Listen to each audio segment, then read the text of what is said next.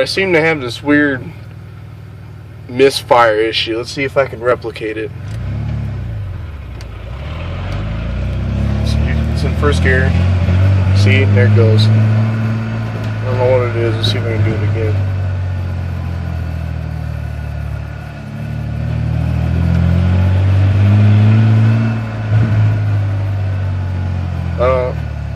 I am getting code 33, which is EGR failed to open.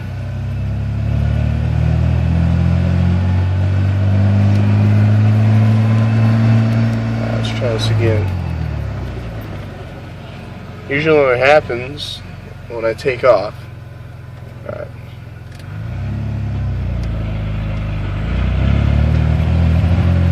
Yep. New plugs and cap and rotor. Soon to be new wires. Thoughts? Also, it seems if I give it more throttle, it seems to bypass. See?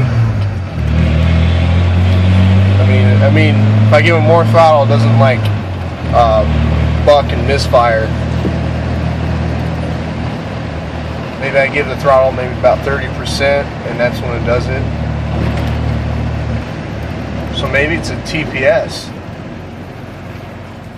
And maybe, well, I guess Eek wouldn't be picking it up.